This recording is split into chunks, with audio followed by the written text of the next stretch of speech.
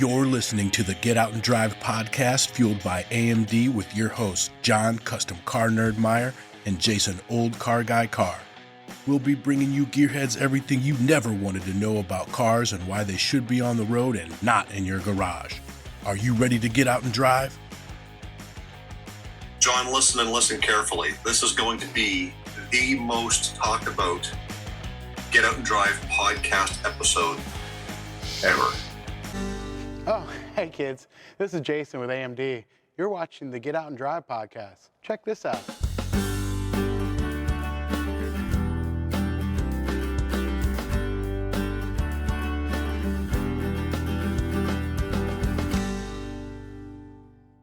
We've had some fantastic stuff.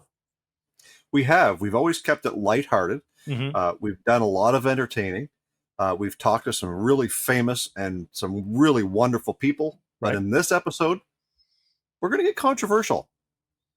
Don't go political on me. We're not. Okay. It is political, but we're not going political. Got it. We're going to try and keep as much of the government BS out of this topic as we can. Okay. Because there's a lot of government BS in this topic that we've got to kind of weed through. All right. If you don't know what I'm talking about and you're tired of listening to me ramble, today, on this episode of the Get Out and Drive podcast, fueled by AMD, we are talking about state and provincial vehicle safety inspections. Now, I know, you guys just got mad. Your blood pressure went up a few points because some of you are, oh no, the government shouldn't be getting involved in mandating anything. And some of you guys are like, yeah, there's a lot of crap on the road and we need to figure out a way to deal with it. We're breaking all of that down in this episode. We're talking a lot about government and their role in public safety. John, you live in Illinois. Right. Does Illinois have state vehicle inspections? It does not have, and I don't know if it matters because I am in a Metro St. Louis-ish area, but take that bubble out of the equation. In Illinois, in general, I think you can get a VIN tag set up with license plates in Illinois, and they never have to see your car. It's so easy to get a car and get license plates for a car in Illinois, because I drive junk. I drive old junk. My newest car is an 89. As with every other state, vehicle inspection for vintage cars is from current date, 25 years old and older. They don't stick their nose in my business at all. None. That's one of the reasons why I do it. Newer cars have to have a emissions inspection where it's OBD2 only. They used to be a sniffer state. There's no mechanical visual inspection for any kind of emissions. There's no visual for emissions. There's nothing. If you have an OBD2 car, your check engine light is not on, and your vehicle says, super, you get a plate sticker. That's Illinois. So for those of you who don't know, I'm in Eastern Canada. I'm in the province of New Brunswick. And as of, I believe, 2019, we left the annual inspections, and now we go to a biannual, which means once every 2 years. It is a safety. It's a vehicle safety inspection. We don't do sniff inspections or OBD2 inspections, emissions, none of that. We are a province of about 800 and change thousand people, and we are one of the few provinces left in Canada that still do motor vehicle safety inspections. I'm a used car dealer. We have to have our cars inspected as part of what we do. And because I'm a repair shop, we do safety inspections. And I know a lot of people look at that and they say, well, of course he'd be in favor of them. He's the one selling the inspection. Well, I haven't told you whether I am or not. And in New Brunswick, what our safety inspection checks is it's kind of a go, no-go on brakes, meaning there is a recommended thickness that those brakes need to be to pass inspection. Tires have to be at least 330 seconds or higher, because at 230 seconds or at the wear bar, they're done. Suspension is if there's play in the steering components, if there's play in the ball joints or the suspension components. Lights have to work. Horn has to work. All your windows have to work properly as intended. And your windshield cannot have any visible cracking or starring in the wiper area. So there's a lot of little things like that that we check. When it comes to lights on the dash, check engine lights, don't care. ABS lights and airbag lights, yeah, those are issues. So those are things that have to be looked after. And we all know as vehicles get older, a lot of that stuff becomes more prominent when it comes to lights on the dash or what have you. And the last thing is exhaust is one. When it comes to fluids leaking out of the vehicle, the only one that they really care about is fuel and brakes. So you can't have fuel visibly dripping out of the vehicle or brake fluid. So when you break all of that down and you look at the population versus the rest of Canada, we do biannual. Nova Scotia does biannual. PEI, Prince Edward Island, does still annual, and they're the only province that still does that. As we move into Newfoundland, they do annual inspections, I believe. Maybe I could be stand corrected on biannual, but they do safety inspections. Quebec and Ontario do not, unless you're moving into the province with your vehicle. Unless you're buying a vehicle, then it needs to be inspected. And then further west, I believe none of the provinces, Manitoba, Saskatchewan, Alberta, or BC, you go up north into the Arctic and they don't do inspections up there either.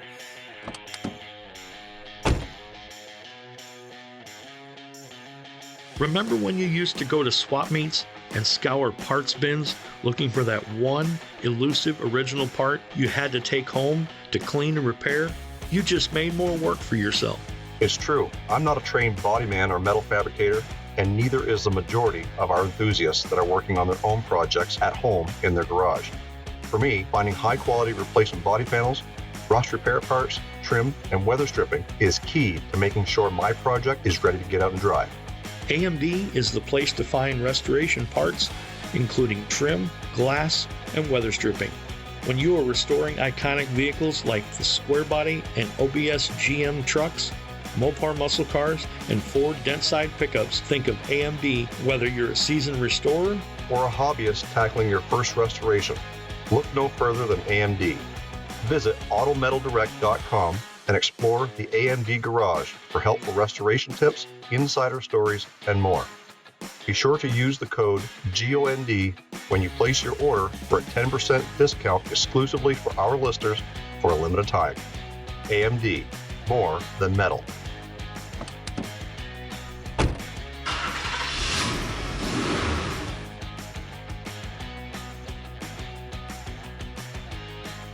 Where we are, John, like you, we get winter, but we get winter more severe in the Northeast than the rest of the continent. As far as freeze thaw, lots of salt on the road. The further north you go, they get winter, it stays frozen all year long. And where we are on the coast, it's terrible. Cars rot out. And that's kind of where I draw the line with inspections. If it's rotten, you got to pay attention to that stuff. We don't want that stuff on the road. So I just did a lot of unpacking there with what we do here in New Brunswick. But the whole point of this episode is to find out from our viewers where they stand. If you guys don't follow me on social media, at Old Car Guy everywhere, I do daily shorts. And one of the topics I talked about the other day was just this. And y'all got pissed. You went off on a tangent, both sides. And we're going to talk a little bit about that. John, without asking you where you stand, obviously you come from a no inspection state, but what do you think about what I said with some of these safety concerns in a New Brunswick safety inspection? Where do you think some of that should or shouldn't pertain?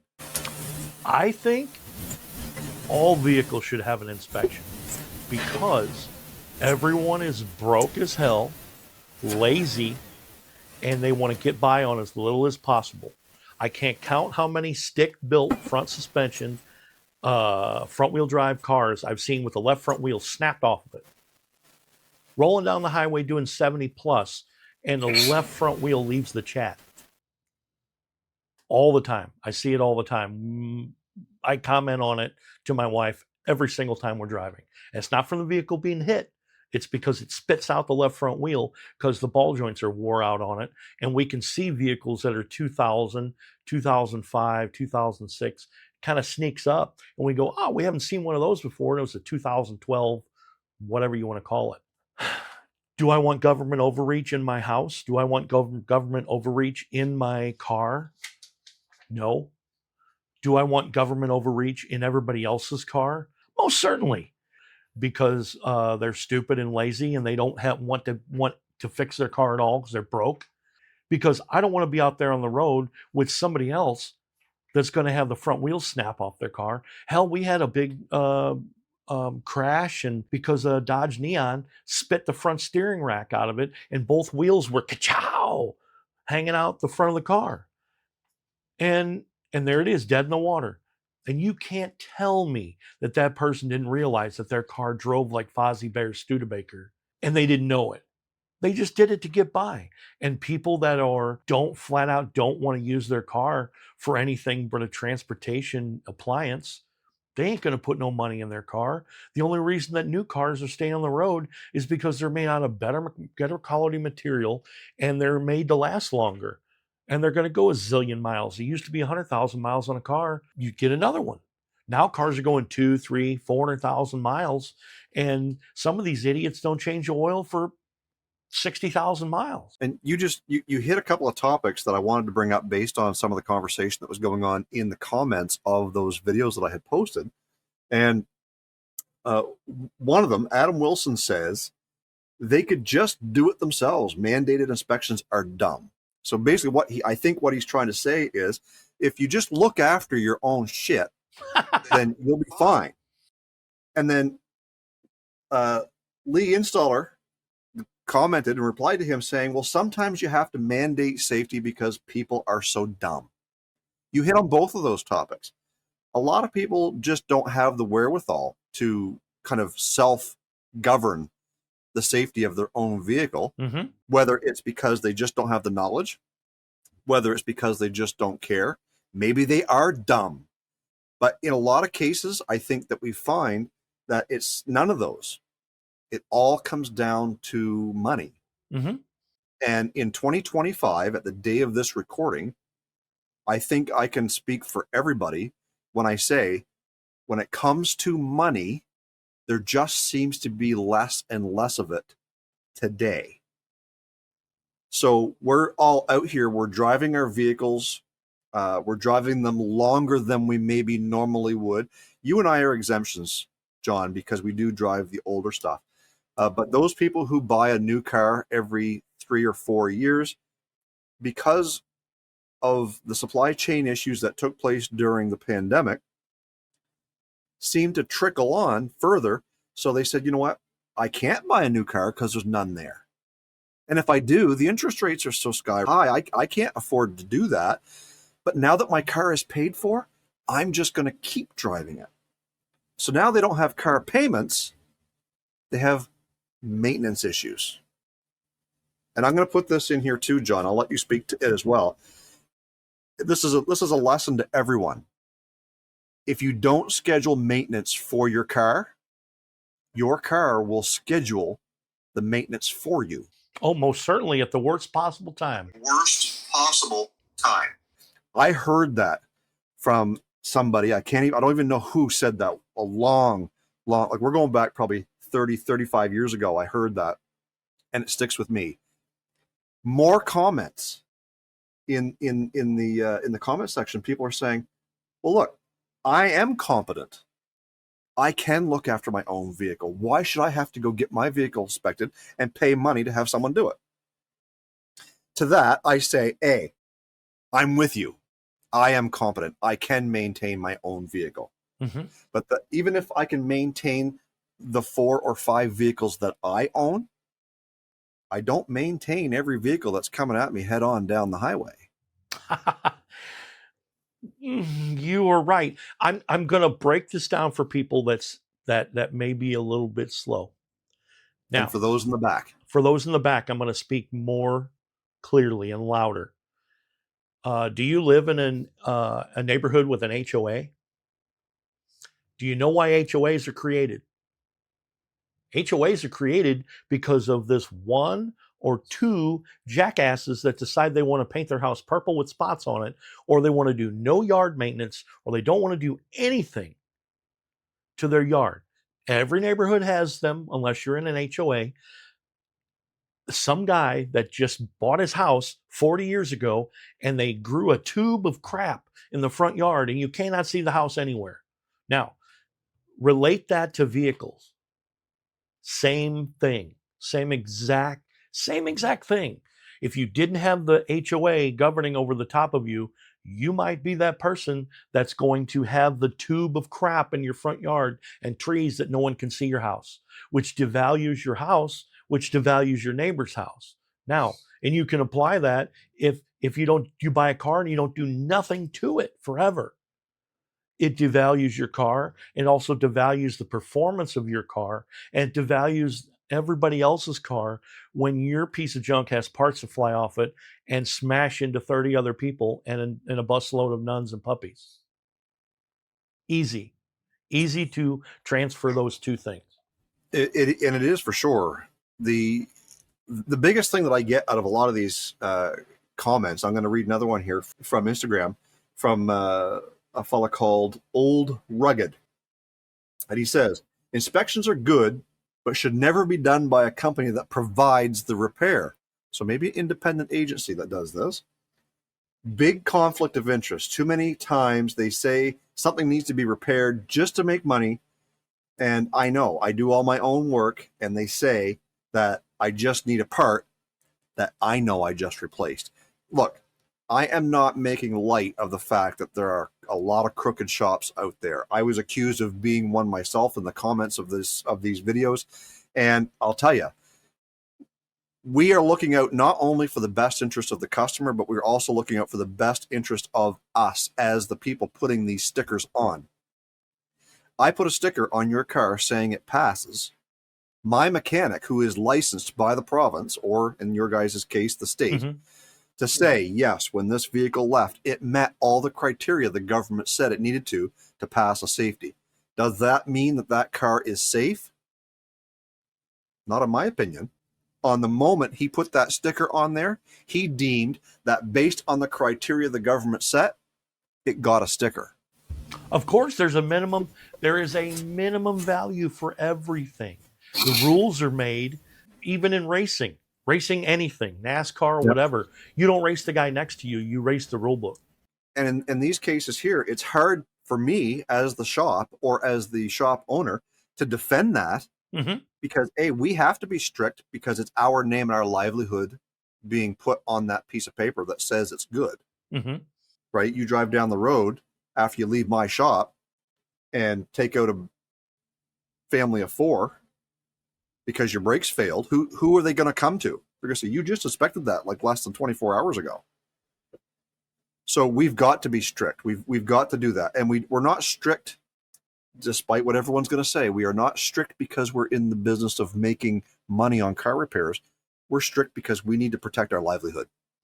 That's true, but either end of the spectrum, you have to see that there's the guys that used to go and look the other way and get inspections done. Now, here's a $100 bill. That's correct. And I already know, I know the system, I was not because I don't like mechanical work, grease, gross. I was in shops that had mechanical inspections, and I was never a licensed inspector, but I knew all of the hoops that you had to jump through. And I've had enough vehicles that I need to jump through those hoops. Both ends of the spectrum, there are people that will take a $100 bill and clock in for the half an hour and walk around your car and do the inspection, and then you get to zoom out of there. There's always going to be those shady places. There's always going to be the shady places that try and take advantage of the people that don't know any better. I can guarantee if you wanted to be a stickler about anything, you would not pass one car, because you could check the wiper blades, you could check the brake minimum pads and rotors, you could check every single thing. And I can guarantee a car that's more than 1 or 2 years old, I could make sure that that vehicle would not pass inspection by the book that the government puts out for the shops to adhere to. Since we're talking about safety inspections, I want to give a shout out to our neighbors in the Fenton Industrial Court. The guys at Velocity Pump Rentals listen to the podcast as they get out and drive while they're making deliveries. Thanks for listening and supporting our podcast. Like, let's go back to Buddy's comment, who says that the company that does the inspection should not provide the repair. And a couple of things. I want to add to that is there's another fella that says if it's going to be mandated, then make it free. Wow. Entice people to go get it done. So if it's free, I'm just going to get the inspection. But who's going to pay for all of that? The state or the province should pay the garage to do it. Mm-hmm. Now, what do you think about having an independent government agency or whatever do those inspections, just like the DOT for commercial trucks? What do you think? Like, if you're going to have it and mandate it, okay, we mandate it. It's free. So now you take it to a government agency and they, like you just said, it's their job to be bureaucrats mm-hmm. and nitpick for the public safety. Mm-hmm. What say you? Independent inspections, I think, are a really, really good idea. But there's always going to be something that you can find on a car. I think it's a good idea. But I don't understand how that would work, because if you have independent inspectors, they're not supposed to be on one side or the other. They're not supposed to be, not supposed to be selling services that they find. I think that's great, but I don't think that's going to work. I know in Missouri, I had independent inspection stations. They used to do smog, sniffer tests, dyno testing. They used to drive cars on the dyno, and I had a little Dodge Omni, 4-cylinder, 5-speed. That thing never saw over 4,000 RPM.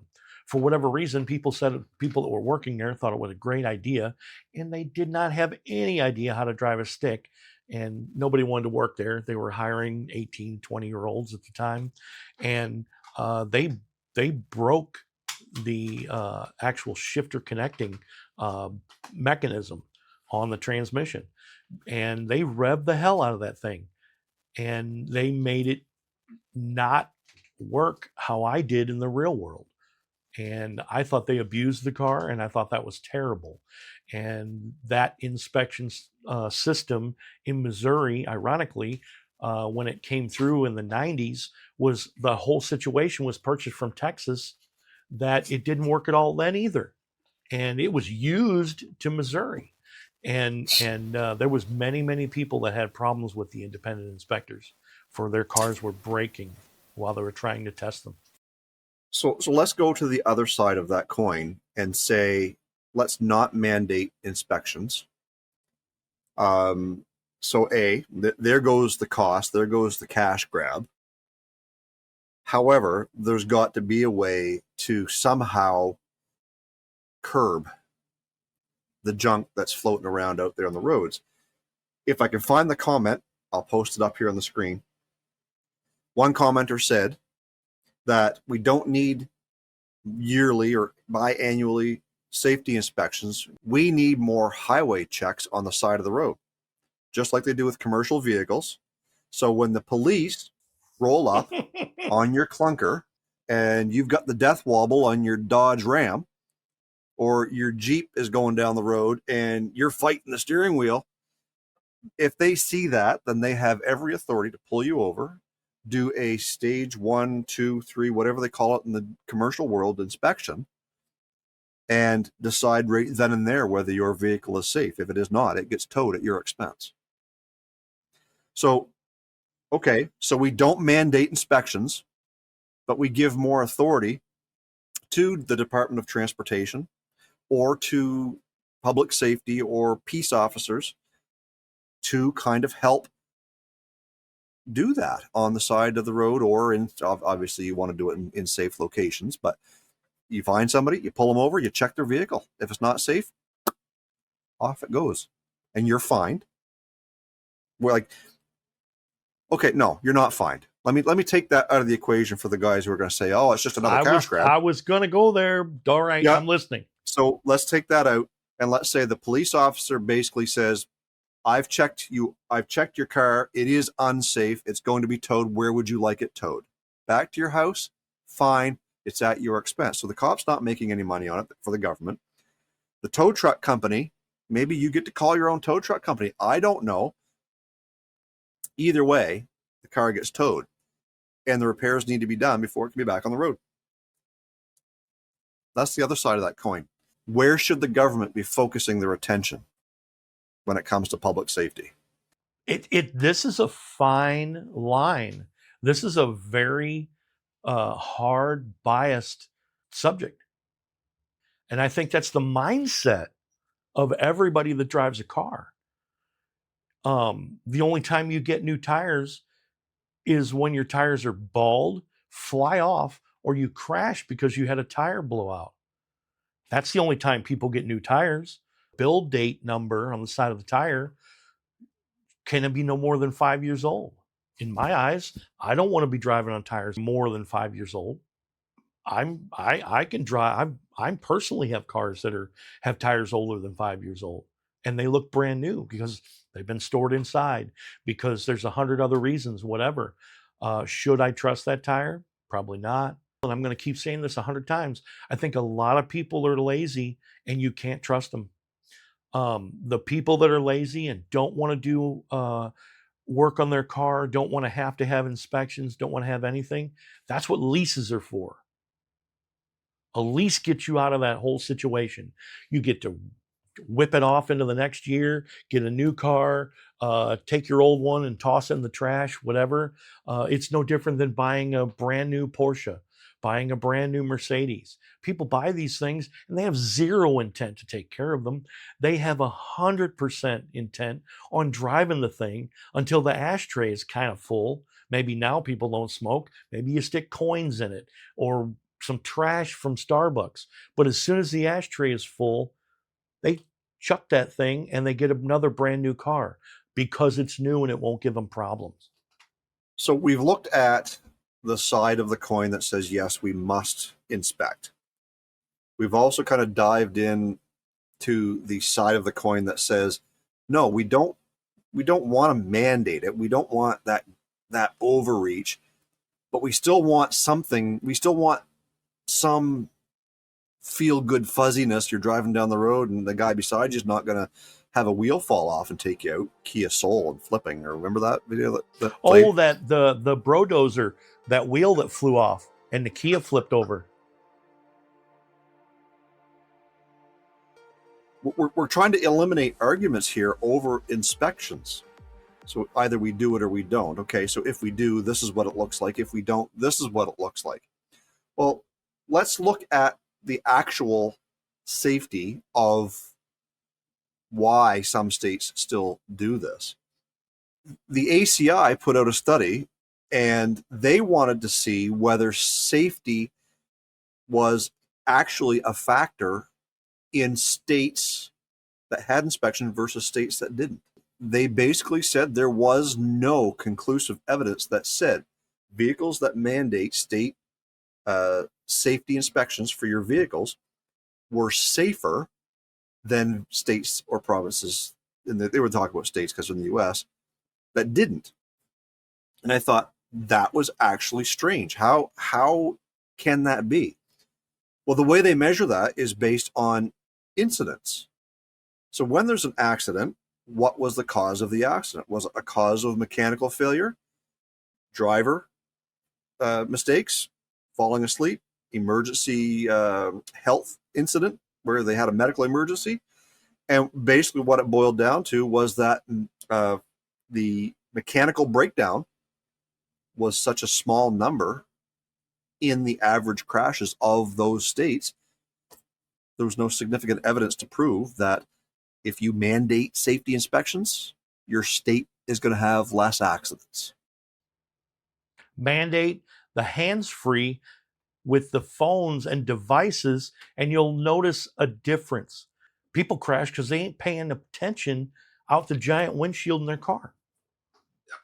And they smash into everybody on the highway. Yeah, and that's a whole nother video. That's a whole nother episode, because again, I did a short video talking about technology where you're not allowed to have your cell phone in your hand or using your cell phone while you're driving, but yet Tesla, you've got to be a tech major to pop the friggin' glove box or to control your radio or do whatever, because it's got this great big giant ass screen in the middle that takes your eyes off the road to make those adjustments. And don't look at me, all you Tesla guys that say, oh, you can control all that from your steering wheel. You can't. No. You've got like 3 buttons on the steering wheel, and none of them adjust anything to do with the friggin' great big giant tablet in the middle of your car. So that's a whole nother episode. We're getting off topic, but talking about safety is, like when it comes to safety, what mandates do need to be in place? Are they the roadside mandates that say, okay, there's no law, but I did observe you driving unsafe with your phone in your hand. I witnessed you cross that double solid line in the middle. You were swerving. Why? Well, it's because you've got the death wobble on your Dodge Ram. And at those points, there's got to be a point that there's a mandate of sorts. Look, guys, I'm with you. I am not for the government telling me how to live my life. But I wear a seatbelt not because it's the law. I wear a seatbelt because I believe that it's safe. Right? I do own vehicles with and without airbags. Does that change the way I drive? No. I drive the same in my Suburban as I do in my Crown Vic. I'm a cautious driver. I do my best to keep both hands on the wheel. I'm constantly scanning around at the cars behind me. I'm looking in the rearview mirror. I'm looking at the side view mirrors. I pay attention. Do I still cross the line once in a while? Well, you know what? Everybody does. But you do your best. And the more that you keep your eyes peeled, the less you're going to be distracted. And when it comes to safety on your car and whether or not having a rust hole in your rocker panel permits it being failure on your motor vehicle safety inspection, or the fact that you've got brake lines the size of your pinky finger because they're so swollen and flaky. Are they leaking? No. So should they pass?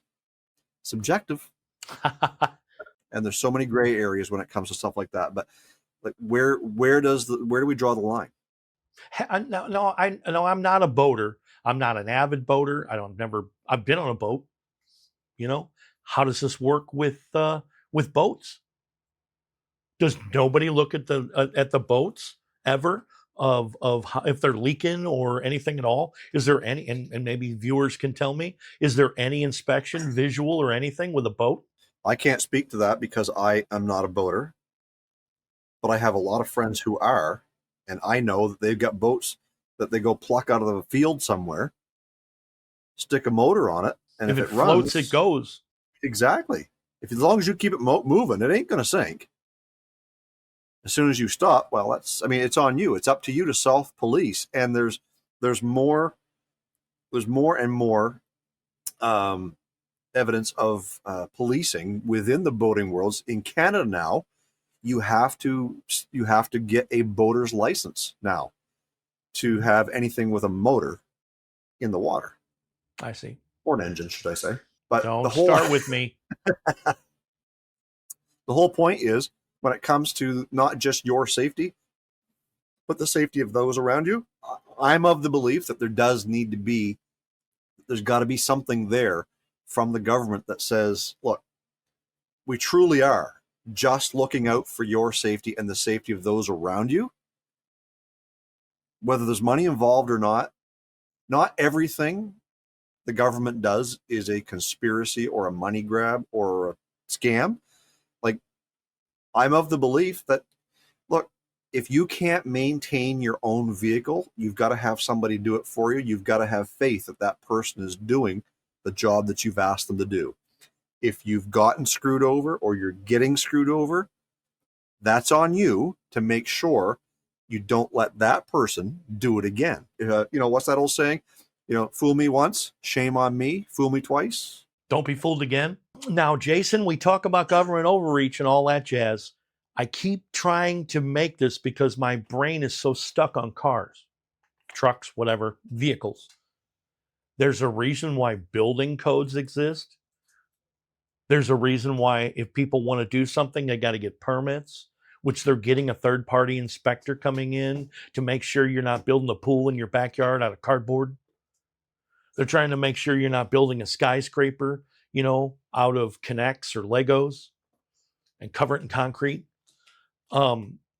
Because I guarantee people would do something stupid if they were left to their own. It 100% applies. It's the same thing.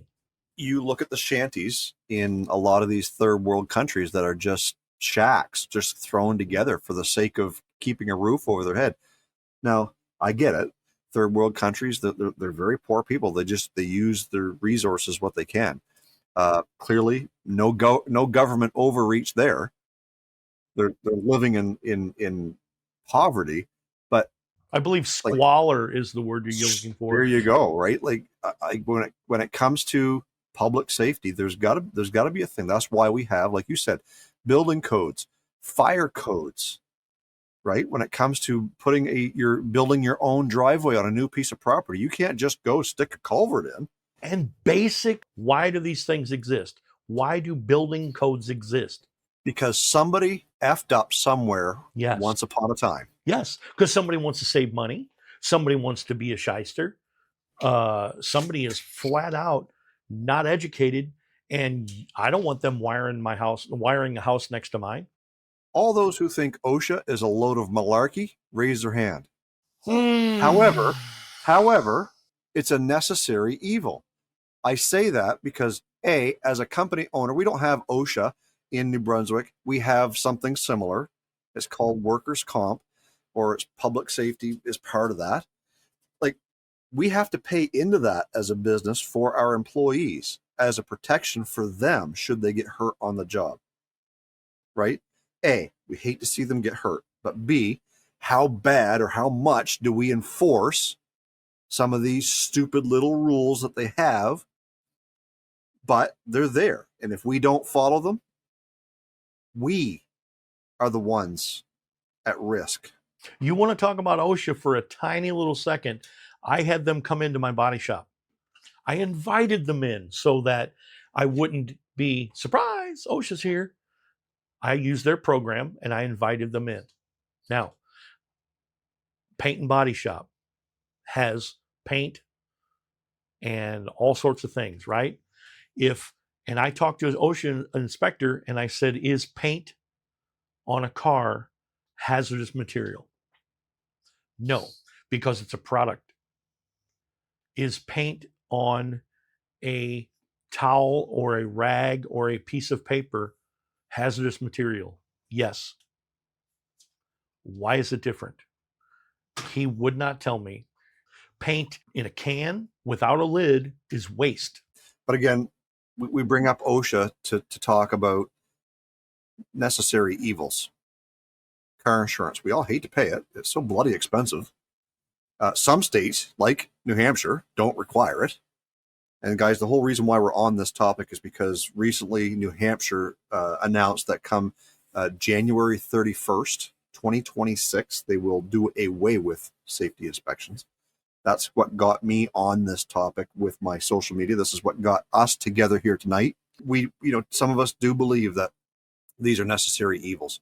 I'm gonna stake my claim right now and say that I believe that annual, at the very least, biannual safety inspections on motor vehicles are a necessary evil. I can look after my stuff. I know my vehicles are safe, so I wouldn't put her life at risk. Therefore, I'm not going to put yours either. But I am the only person on this planet that I trust.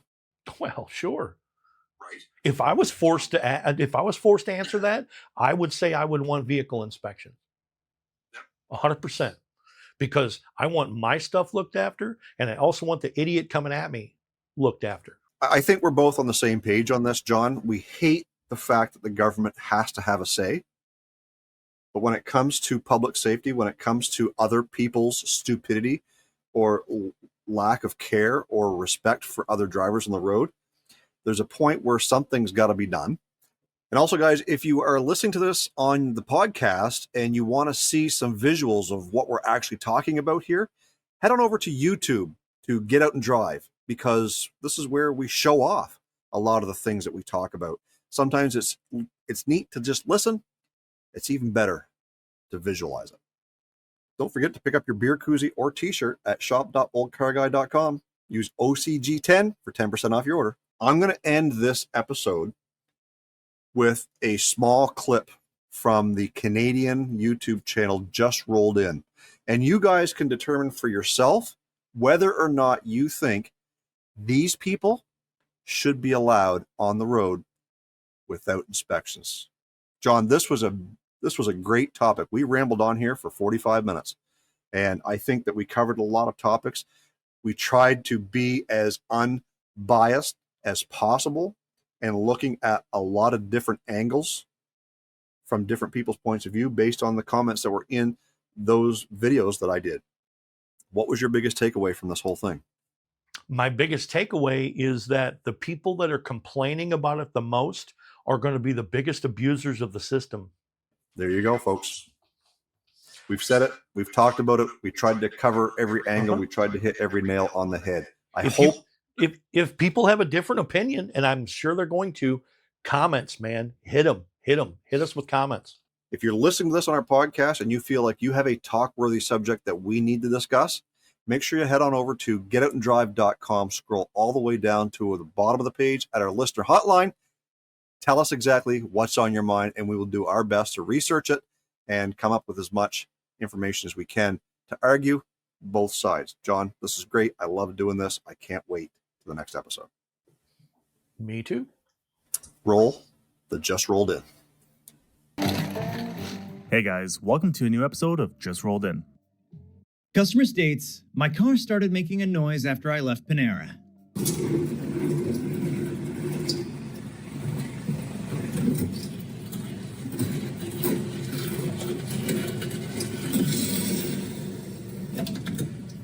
This customer came in with his Maserati after he had big issues with his tie rods.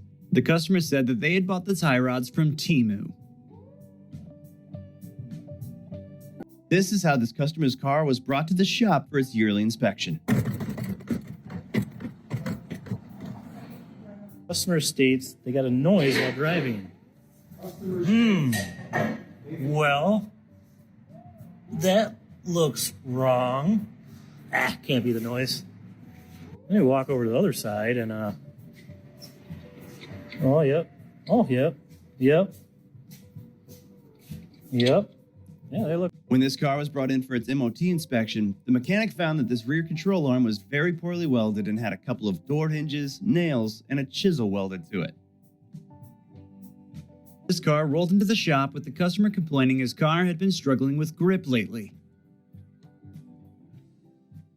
Customer states their steering is making a farting noise. The body shop had replaced the steering rack after the crash, but did not program the new rack.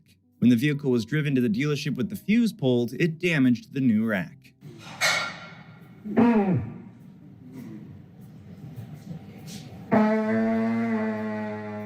This car was just purchased and came in for an oil change and 4 tires. The technician found the baking sheet to be full of rags catching the oil and RTV to stop the leak.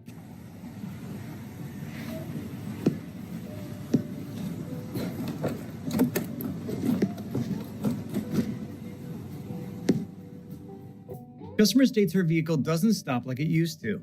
The rotor had completely separated. The customer was an elderly lady that did not have the money for the repairs, so the shop repaired it for free so she could stop safely. This vehicle came in for some tire issues. The technician found nose pliers from the frame and wondered whether they belonged to the customer or another shop. Are you ready to get out and drive in 2025?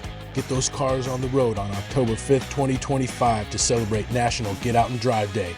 Visit nationalgetoutanddriveday.com for more info. Cruise on over to our website, getoutanddrive.com, for all the info you never wanted to know about our podcast. Hit us up on our listener hotline, be the first to know what's happening, get industry news, and grab your Get Out and Drive merch. connect with us on social media. Find us on Facebook, Instagram, and TikTok. Follow us on X at Get Out and Drive Pod. What drives you?